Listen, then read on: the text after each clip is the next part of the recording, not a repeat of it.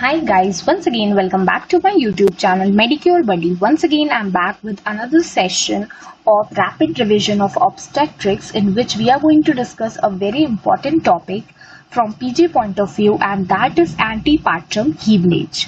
ठीक है, आज का हमारा लेक्चर एंटीपार्टम हीमरेज पे है.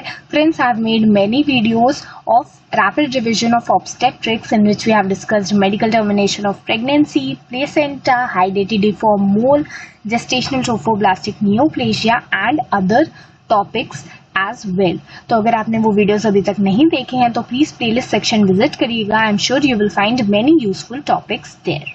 Now what is antepartum haemorrhage? Anti मतलब before, partum that means delivery. तो अगर 22 वीक्स से और डिलीवरी के बीच में अगर हीमरेज हो रहा है तो हम उसे क्या कंसिडर करते हैं? We consider this as antepartum haemorrhage. ठीक है, इसके कॉजेस क्या क्या हो सकते हैं? फर्स्ट है प्लेसेंटा प्रीविया, मतलब जो प्लेसेंटा है अगर वो कंप्लीटली, पार्टली और कंप्लीटली जो है वो लोअर यूट्राइन सेगमेंट में प्रेजेंट है तो हो सकता है अब्रप्शियो प्लेसेंटी, मतलब नॉर्मल प्लेसेंटा था बट उसका पहले ही वो रिमूव हो गया है यूट्रस में से, तो ऐसा हो सकता है. कोई कैंसर है, वेरिकोज वेन्स हैं, किसी पर्सन को लोकल ट्रॉमा हो गया, चोट लग गई, उसकी वजह से हीमरेज हो सकता है. सर्कमवैलेट प्लेसेंटा, फ्रेंड्स मैंने आप लोगों को पढ़ाया है ये प्लेसेंटा वाले लेक्चर में, आप देखिएगा तो आपको ये समझ में आ जाएगा. ये भी एक इम्पॉर्टेंट कॉज होता है एपीएच का. Vasa previa, this can also be a very prominent cause. ठीक है, अब हम डिस्कस करते हैं सबसे पहले प्लेसेंटा प्रीविया. आज का लेक्चर प्लेसेंटा प्रीविया पे होगा. In the next video will be discussing abruptio placentae. So what is placenta previa? Basically अगर प्लेसेंटा जो है वो लोअर यूट्राइन सेगमेंट में प्रेजेंट है, ठीक है, देखिए ये यूट्रस है, suppose this is the uterus, तो जो प्लेसेंटा है इसको कहीं यहाँ पर होना चाहिए या ऊपर की तरफ होना चाहिए, बट अगर वो नीचे की तरफ प्रेजेंट है इनमें से किसी भी पोजीशन पे तो हम उसे प्लेसेंटा प्रीविया कहते हैं. और जो ब्लीडिंग होती है वो इनएविटेबल होती है, अनअवॉइडेबल हीमरेज होती है. अब हम क्लासिफिकेशन की अगर हम बात करें तो ब्राउन्स क्लासिफिकेशन यूज किया जाता है कहाँ पर? For placenta previa. अब इसमें 4 ब्रॉड क्लासिफिकेशन है.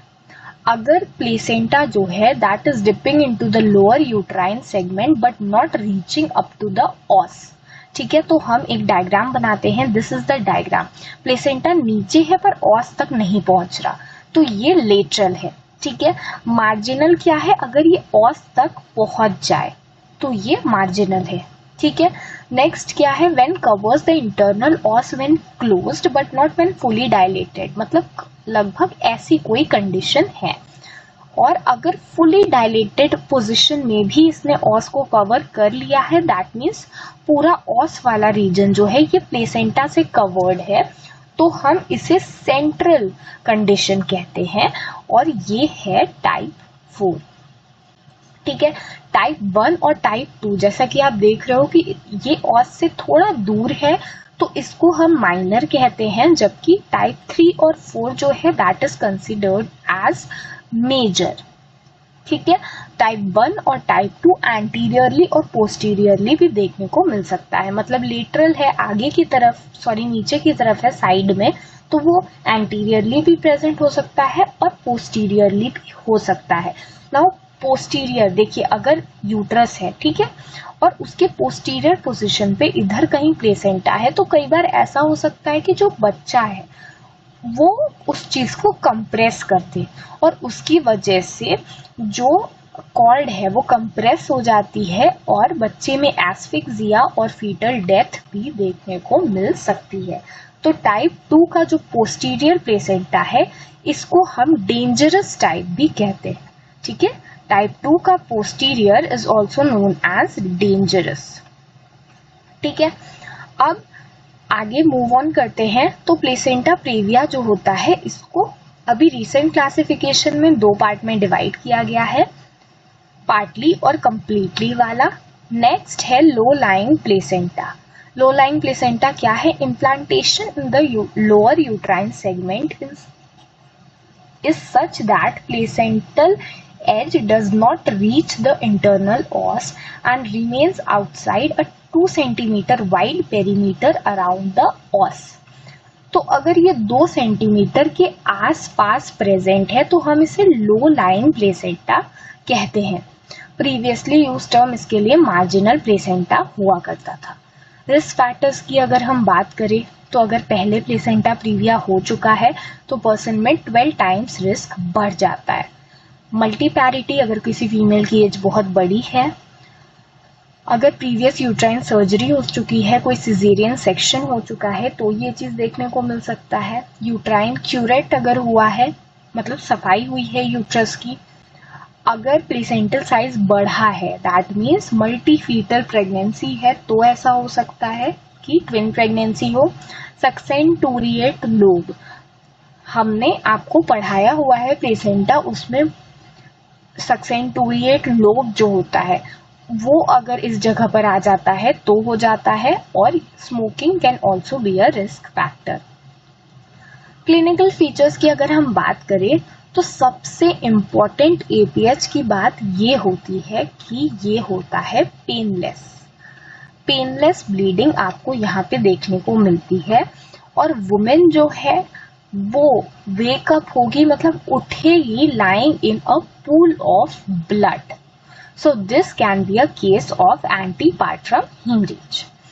साइंस की अगर हम बात करें तो पैलर, ऑब्वियसली देखिए ब्लीडिंग हो रही है तो पैलर मिल सकता है, ठीक है, और it will be proportionate to the amount of bleeding, क्योंकि ब्लीडिंग दिख रही है। यूट्रस जो है वो सेम साइज का ही रहेगा, यहाँ पे कोई डिफरेंस नहीं आएगा। सॉफ्ट और नॉन टेंडर रहेगा। कई बार मैल प्रेजेंटेशन हो सकती है, क्योंकि देखिए जो यूट्रस है यहाँ पर जो बच्चे का हेड है वो आना चाहिए, बट अगर हेड यहाँ पे नहीं आ पाएगा तो हेड यूजुअली फ्लोटिंग कंडीशन में अपीयर होगा। फीटल हार्ट साउंड सुनाई दे सकते हैं, ठीक है। एक होता है स्टाल वर्दी sign, slowing of heart rate on pressing the head down into the pelvis and promptly recovery of release of pressure। मतलब ये बच्चा है, ये इसका सर है, आप इसको प्रेशर दोगे तो यहाँ पर प्रेशर पड़ेगा और उसकी वजह से जो बच्चे का हार्ट रेट है वो कम हो जाएगा। HR में रिडक्शन देखने को मिलेगा on pressure. This is known as Stallworthy sign, ठीक है। नेक्स्ट मैनेजमेंट की अगर हम बात करें तो सबसे इंपॉर्टेंट है TVS, that is transvaginal sonography. ये इसका इन्वेस्टिगेशन ऑफ चॉइस होता है, ठीक है। Moving on, double setup examination भी हम लोग कर सकते हैं इस कंडीशन में, दैट इज अब्रप्शियो प्लेसेंटी, ठीक है। एक्टिव मैनेजमेंट की अगर बात करें तो the mode of delivery practically in all patients of placenta previa caesarean section. देखिए एक्टिव मैनेजमेंट में तो हम प्रेगनेंसी को टर्मिनेट कर देते हैं, ठीक है, लेकिन अगर मोड ऑफ डिलीवरी की बात करें तो ज्यादातर प्लेसेंटा प्रीविया के केस में we go for caesarean section.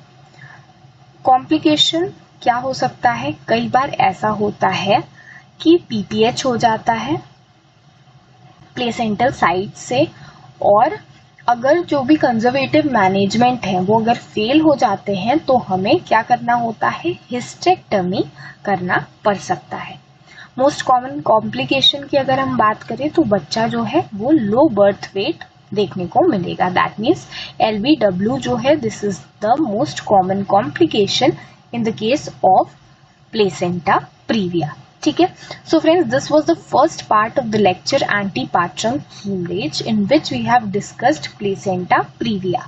I hope I made you all understand. अगर आपको कोई भी डाउट तो आप मुझसे कमेंट सेक्शन में पूछ सकते हैं।